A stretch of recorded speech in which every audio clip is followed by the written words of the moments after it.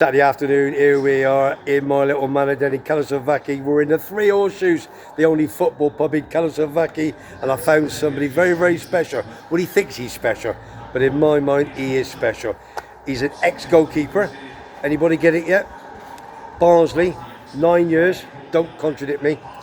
Ex-England football goalkeeping coach under Ray Clements. He is the main man, and also he's very good friends with Mr. Butland, the goalkeeper of Rangers Football Club. Should we bring him on? Come on, Webby, do a bit. Afternoon, guys. Can't believe who you bump into when you just want a quiet afternoon watching the football, can you? Are you having a tip bath? Yeah. Listen, here it is, Mr. Dave Watson.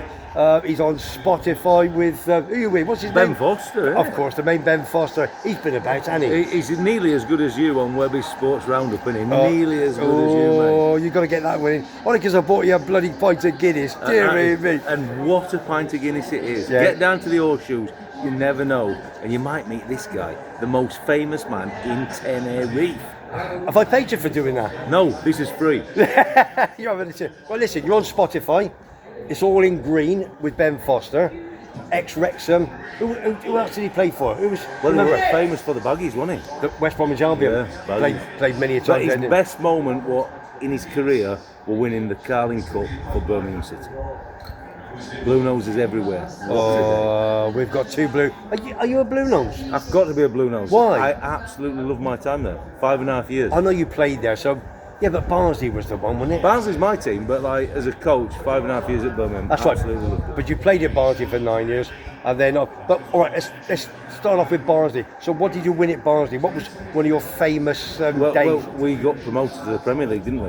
And they've never been back there since. I don't know whether they'll ever do Was it. that Not in because my of you? lifetime. Was that That's because because of me, mate. That's because of me. I mean, do you have many clean sheets? I can't remember, mate. I had a good team in front of me. Did you? You must have, I tell you, bloody clean.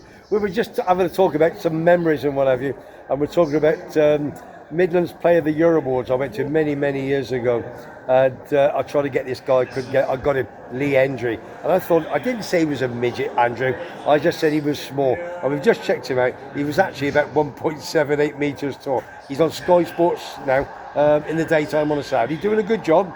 But he was, and obviously Andrew, our good pal. Should we bring him in? 2 seconds. Get him in. Hang on, we're going to get him in. The camera nearly froze. No, that is the biggest Blues fan in the country. He is, because I haven't got my gimbal with me. I just thought I'd come down and have a couple of drinks with you. Andrew, big Blues fan, big man. Absolutely, yeah. The Mighty Blues, we're on the road. Keep lights on. So where does the Blues contact come from? Well, hometown. Hometown. You know, once a Brummie, always a Brummie. Have you got a season ticket? No. And you tell me he's the best? Oh, come on. Well, I spent too much. tickets. Are you getting free I tickets? spent too much time in Tenerife to be a season ticket holder. Oh, you come over and see me, you know? That's right, come and see you. You said bring Dave with me. Yeah, and yesterday you said to me, or was it Thursday, you said, he's not coming. I went, what do you mean you ain't come, didn't you? Yeah, I did. He did a bit of bullshit. He says, maybe he's not coming. I went, no. You're easy to wind up with me. I am easy. Right, see you soon, big man. See you, mate. See you, Take mate. care, my son. Yeah. Yes, I am easy to wind up because it's me and you. We've become good pals recently. We talk about, obviously, Butland in Rangers. He's been a bit poorly. What happened up in Rangers? Yeah, he got a really bad dead leg, and it unfortunately had a lot of internal bleeding with it, and it ended up putting him in hospital for a couple of days. So he's been really unwell, and obviously it takes a lot of time to get back fit and up and running and that, because any contact and obviously the bruise will just start bleeding again. So it's not an easy one to get over. So very frustrating time for him, but he's just become a dad again. They've got a little girl just before Christmas. Lovely. So there's some real positives around. And you're like his mentor, aren't you? You know, he looks up to you, and you've taught him goalkeeping. I tried to teach him well, Webby. I tried to teach him well. You know what I mean? Listen. I've got a lot of teddy bear pals of mine, and they love him. They think he's a cracking guy, and he's going to stay. I think, any. He's 33. We're talking now. Yeah, no, he'll be staying, mate. He actually loves being up in Glasgow. His family there now, and he loves the city, and he loves the football club. Obviously, frustration for him and all Rangers supporters is the fact that they're not where they want to be. And in Scotland, there's only one place to be, and that's number one.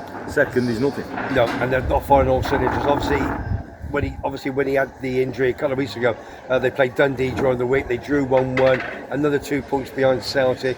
it's not happy times for them at the moment. No, it's very frustrating if you're a Rangers player or a supporter, because they expect to win games. They're away for them. And they're massive, so aren't they? bad, yes. They're absolutely massive. Clement, obviously, is he the right man? Again, if the money's not there, it's very difficult to, behind the scenes, isn't it? Yeah, only time will tell. Look, as I said, second is nothing up there, so you have to say at the minute, he's on the back foot and the team are on the back foot. But I mean, if Jack can get fit, they've had a couple of injuries in obviously the goalkeeping department and in terms of the central defence, and that doesn't help any team. No. So if they can get them guys back fit, I think they'll get a bit closer. But you have to be honest and say I mean, really, it's Celtics to throw away, and they're not going to lose 15 points. No, for sure. It's very, very difficult.